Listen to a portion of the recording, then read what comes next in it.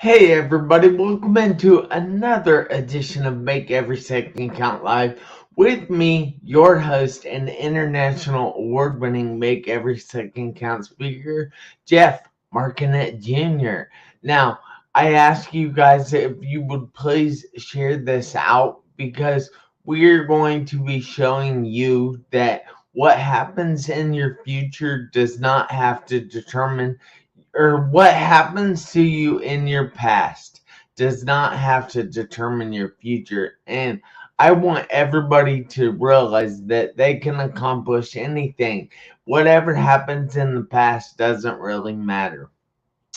So I ask you if you would please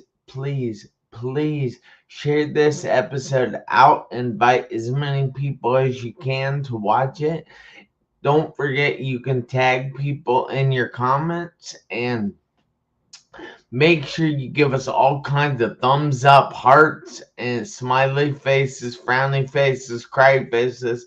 Heck, you can even yell at us if you want to. Just help us trick the algorithm on Facebook so we get more viewers. But with no further ado, I would like to bring to the stage Andrew. Hey Andrew, how are you doing this evening? I'm doing great, Jeff. How are you? Oh, I am phenomenal. I thank you so much for taking the time out of your busy evening to be here with me and my viewers. I really sincerely appreciate it. Thank you. Very happy to be here, Jeff. Thank you again. So, if you would like to go ahead and give yourself a short introduction, I'm going to be inviting a few people on my phone and I'll be listening. I'm just not looking at the moment. Sure, love to. My name is Andrew Williams. I live in Flint, Michigan. I'm a husband, father, grandfather. Um, I am a life coach. I'm the former outreach director for a nonprofit, Reconnections, that is in Flint, Michigan as well. I work currently employed at Conquest since am a business owner. I own ACS Cleaning Services, also Woo! serving Genesee County. That's awesome, man. Congratulations on having your own business. I know that is a huge accomplishment in life. Yes, sir. So I know because personally, I was involved in a serious car accident. I spent 2.5 months in a coma, had to relearn to walk, to talk, to eat, and to drink all over again at the age of 17 years old. I spent 3.5 months in the hospital, and I know what I have accomplished so far in my life. And I know everybody can do that too. So I like to show them. So, how exactly did you start off in life? How was your childhood? I think I had a good childhood, but like a lot of other children, I was raised by a stepfather. So, my father left my mother when we were young. So, not having a real good relationship, in some ways, feeling, fatherless, without a lot of direction, but taken care of, though. My mother and my stepfather both worked very hard. I have four other siblings, so we were a fairly good sized family here in Flint. So, but I would have to say that it was a good upbringing. Well, that's good. I know a lot of people nowadays don't have the best upbringing. And do you feel that did you have a father in your life? Very little. I think Very little. at a young age you feel abandoned. When you don't have your father, and I think that's very critical for a lot of young men. Especially to grow up and not have fathers and role models and somebody to teach them. And so even though in some cases I think other men are willing to step up to the plate and raise children or help raise children that aren't even theirs, but I think those relationships sometimes are strained. And if I had to characterize my relationship with my stepdad, I would say at that age it was strained. We didn't have the best relationship. Yeah, that really makes a lot of sense because I hear a lot of people talking about how that growing up without their father in their life wasn't good because they didn't have that positive male influence in their life. So, when exactly would you say that you started to have problems?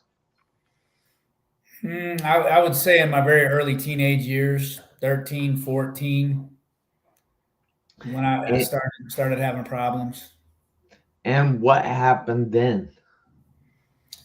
I think it's just generally, and I don't know, maybe it's a phase. I can't stereotype all of us young men, but I think we all kind of go through a phase where we're doing things that we shouldn't do, and we're making decisions that are sometimes critical, that can actually change our life. And I think about that age is when I started drinking a little bit and hanging out and, with friends and experimenting with drugs at about 14. So I would say that's where things started to go wrong.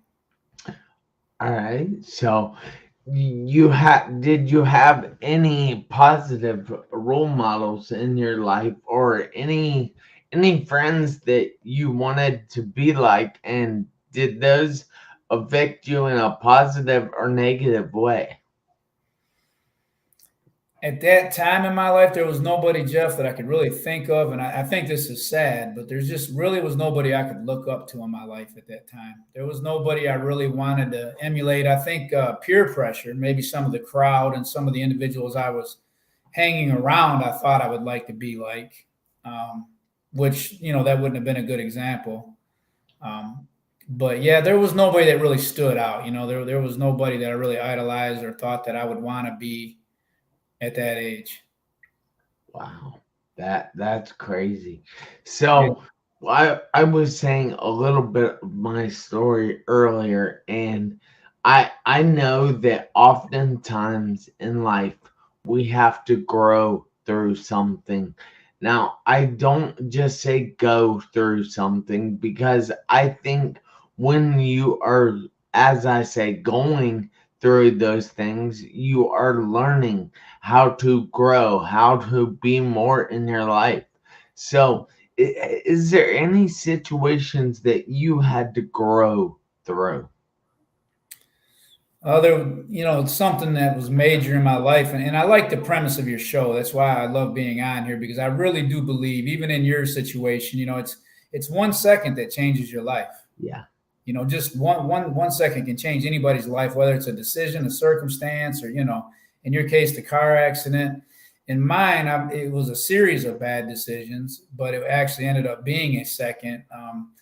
I went to prison when I was 17 years old. I told you talking about making bad decisions, and I know that's when you had your challenges too young at 17.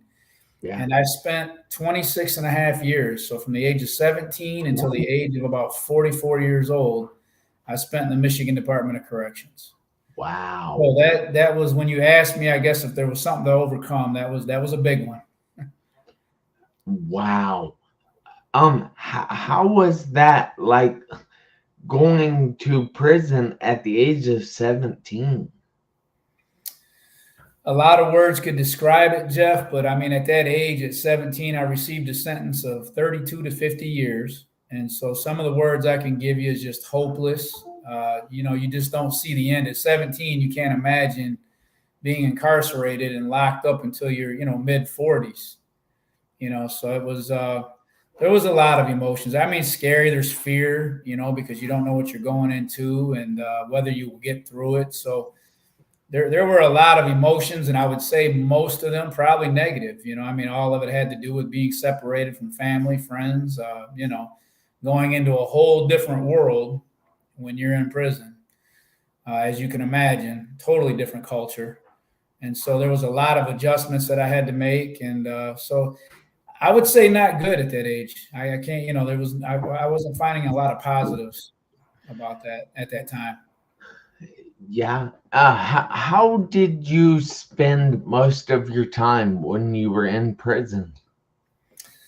Well, when I first went in at 17, I spent a number of years like everybody else playing basketball or playing cards. You know, you're gambling, playing poker, and just uh, I guess a way to cope. A lot of guys do. You want to stay busy so time goes by.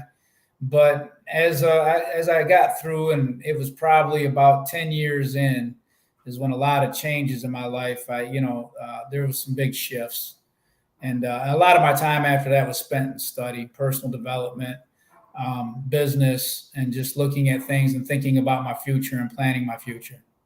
Wow, that is amazing. I'm so proud that you actually used your time in there to be productive so you could become a more productive member of society. I like that. Now, I don't know if that was worded exactly correct, but you know what I mean. So, what is like the number one, number two, and number three thing that really helped you in your journey of personal development while in prison? I think the first major thing I used to ask, and even when I would deal with the young guys, kind of mentoring and stuff, is I had to ask myself what's really important, because whether we're locked up or anything we're going through, Jeff, and I'm sure you dealt with this too. I think we all got to answer the big questions. You know, who am I? Where did I come from? Where am I going? You know, do I have purpose? And one thing about prison is that you are completely powerless. You know, one thing we all want is power in our life, and that's just to have power over our circumstances and control the direction of our life and make decisions. And in prison, you don't have that. And so, a lot of times guys may describe that as you just exist, because if you're in a place where you're totally powerless, you cannot do anything you want to do, you can't really improve your life, you can't move in any certain direction. That's tough. And so the first thing I think for me was, you say the first step. I think, and for a lot of people in different circumstances, was either what they call hitting bottom or coming to the end of yourself. And when I had to start asking the big questions like, who am I and why am I here, and what is the purpose? When I started asking those questions, I began to get the answers and get direction for my life. So Yeah. that's the first major step, I think. All right. Real quick, I'm sorry, but I should have asked this earlier. Can we ask what you did to end up in prison for 22 years? So I was in for 26 and a half years, and I went Oh, in with two what they call co-defendants, aiders and bettors, but we had planned an armed robbery, and the intended victim ended up was shot and killed in the process of this. So I went to prison for murder, second degree, conspiracy to commit armed robbery, larceny, and felony firearms as a 17-year-old. man. All right. I'm sorry that I messed up the order there. I was just I already knew he and I discussed it previously, but I didn't think about asking him that on the show. So you can go ahead and get back to your steps that helped you become more. Well, when I started, when I realized who I am, Jeff, and that I had a purpose in life, and that I would get through, and working through personal development. So just reading, understanding. I got to give credit to God. I won't get preachy, but I'd love to talk about God, because at the end of the day, I think that's for me personally. I just come to realize that if there's any meaning in life, I got to ask myself why. Even if we find meaning in our day to day life, and you still got to ask, well, why is there meaning? And so the answer for me was God. And I come to believe that even though I did choose the path, but it's not a path I would have chosen for myself, kind of like you with the accident. But yet life puts us on our path for our calling and our purpose. And I believe what God would have us do. So for me, being in there and really beginning to work on myself and start studying, I begin to have dreams and think about things like financial freedom, passive incomes, being a business owner. one of these steps that I seen was just at that time. You asked me earlier if there was anybody that I looked up to or any role models, but as I spent a little time, I did begin to start to meet people that were business owners and that have done things, and so what we call modeling, and I seen people that have modeled what I would like to do, and I looked at that and I thought, well, if they can do it, I can do it, So I think it's very important as kind of another step, if you will, is to find people that are doing what you want to do and what you believe that you can do, as someone to kind of guide or inspire you. And so I began to see people in my life like that, and that modeled for me. And then as when I come home, all the things that I've been preparing for, I mean, it was just as you can imagine, a huge adjustment. So many things we could talk about, a lot of things. But because I'd had that vision for my life, because here's another step for people out there, is that you got to have a vision, because if you don't know what you want, nobody can help you. If you can't, if I brought you to a room full of 100 people and they all had resources and everybody wanted to do everything for you, Jeff, but if Yeah. you told that room, I don't even know what I want, nobody can help you. And I think in life, so many people like us and the things we've been through, they find themselves in life in circumstances that are either uncomfortable, where they don't want to be. They dream of being somewhere else and they just don't know or believe they can get into it. Fear and certain things hold them back. And like your show, what I like is I think in 1 second, kind of like in my case, 1 second changed my whole life for 20, almost 30 years. Yeah. 1 second in your life, that accident changed your whole life, the whole course. And what I like is the opposite of being powerless is out here is to have power or be empowered to change your life. And I believe that we can do anything that we set our mind to do. And I think that part of my calling, Jeff, is that I want anybody to look at my life and just say, if this guy could do this, I can do it. And so I was able to come home. I work with men and women that are returning citizens, and I try to encourage them. And we teach success principles, and we teach about business and different things to get them on a path. Because I believe we're all leaders. I believe we all have a calling. You do, I do. It's just we got to discover it. It's already there. It's in us. I think from the minute that we were ever born, Jeff, there was a calling in each and every one of us that's got to come out. Yes, I so agree with you. Now, I happen to know that you also mentioned it on here that you own your own business now. I Can, do. how exactly did that come to be? I mean, you were a person that was locked up for over 20 years and you have a business now? I mean, there's people that don't have good beginnings and they're nowhere in life now and they blame other people. So how is it that you went to jail for over 20 years and own your own business now? Well, it's because just to back up, like what we were already talking about, it's because I had a vision for my life, Jeff, and it wasn't, and I realized it's not to be in prison all my life, and it's not to even go back like a lot of men and women do.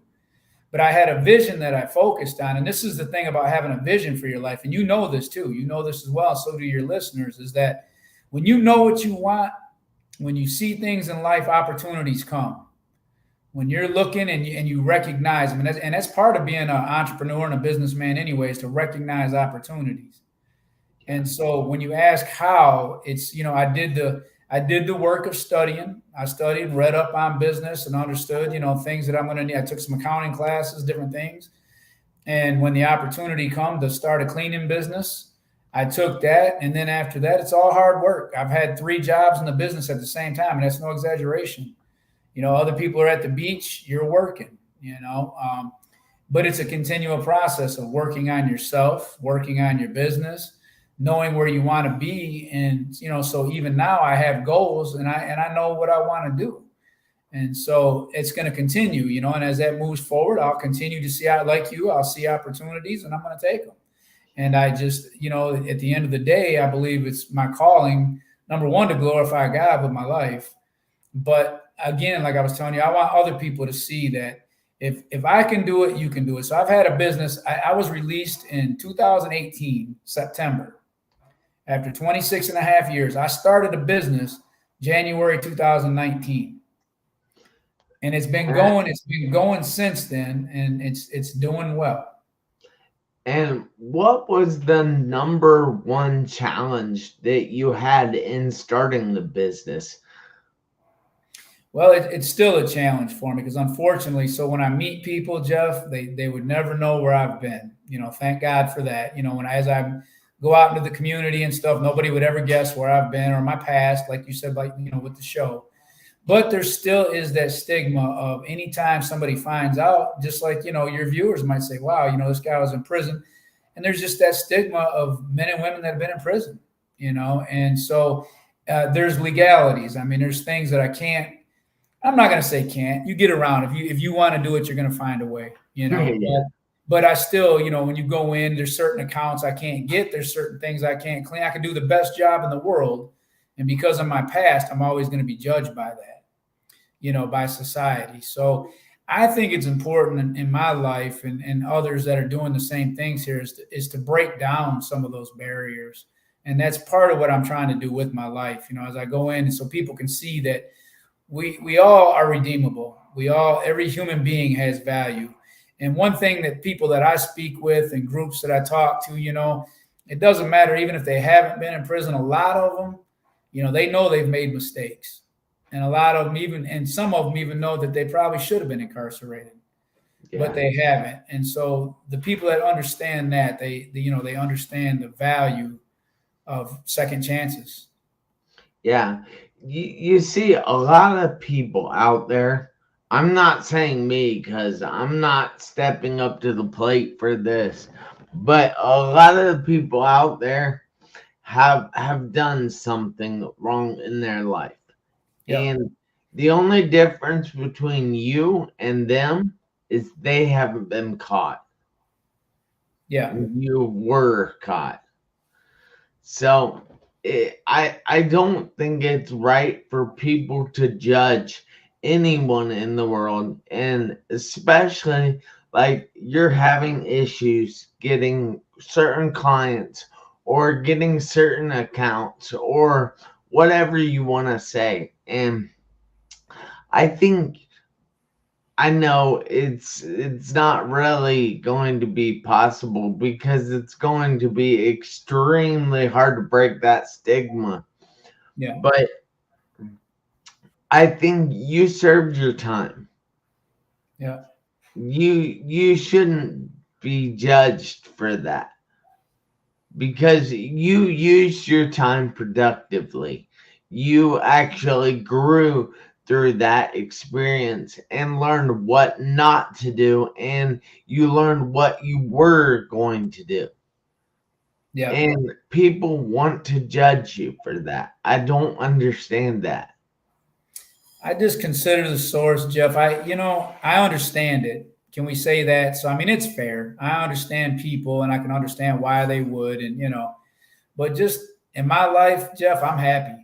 I've come out, and even some of the people that are making those judgments, they're not doing what we're doing or doing what I'm doing, and so but I would want them to be happy. I guess really that's why I enjoy the fact of where I've been, because like I said, if you could take a 17-year-old kid that had no real influences to direct his life, that went away for 26 and a half years and come home and start a business within 6 months after being out and get that going. I just want people to be inspired by that. That's all. I want them to see that and think, if he can do it, I can do it, which is the truth. You absolutely can do it.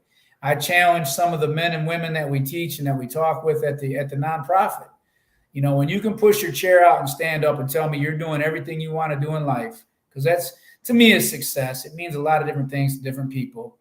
But when you can say that, you're living your life on purpose and with purpose, and that you're happy and you're doing everything you want to do, Jeff, I don't think it gets any better than that. And so in my life, I can just tell you, I'm doing everything I want to do. And I'm very happy about that. I feel very blessed. I love helping people and inspiring people and encouraging people, because there's been so many times in my life where I've needed it and I've received it. And you know as well as I do, because you like to inspire people as well with your story. It's the same thing. We just, we all need it, you know. Exactly. Hey, I just want to say thank you again. It really means a lot that you took the time out of your evening to be here with me to help me inspire the world, show people that whatever happens in their past or in your past or in my past, it doesn't determine our future. And it doesn't have to determine anybody's future. They just have to move past it. They have to let go of it because that is not serving you whatsoever. I love that, Jeff. I like even in your story, I'm sure there were a lot of doctors and a lot of people that tried to determine your future and told you what you could and could not do. But I also Exactly. know and I believe that you're the one that's determining that, and Yes, making things happen. And that's why I love the show, and that's why I'm happy to be here. And I appreciate you having me as a guest. If we can inspire one person with this show, it doesn't even matter. just One one. person, it Yeah. made it all worth it. So Yeah. Hey, well, I have to ask, do you have any contact information you would like to give out? I have a couple different ones depending on what people would want, but they can reach me either way. So if you go to Reconnections, my email here is Andrew W at Reconnections, and it's RE with a hyphen connections.org. That will take you to the nonprofit that I volunteer and work at, and that's my direct email there. Or for any reason, if you have any questions about business or just want to know anything about that, you could look me up at ACS Cleaning Services mi.com. That's my website. And if you want to reach out personally about just anything, if you've been inspired or you want me to connect you to Jeff or just anything, whatever you need, you could use my personal email. It's andrewwilliams397 at Yahoo to reach out. 397. So any of those ways you'll be able to reach out to me, and I more than welcome you to. So yes, sir. That that is awesome. Thank you so much. This has been a phenomenal show. I appreciate you because you have grown through something that most people wouldn't grow through, and I that's admirable. So I want to tell you and everybody out there that you all have to do me a favor this week, next week, and for the rest of your life. You have to make every second count. Why, you might ask? Because you never know when the seconds are going to run out on your one life. I'll see you guys back here next Tuesday, 7 p.m. Eastern Time. But until then, don't forget to make every second count. Thank you again, Andrew. Thank you. Have a great night.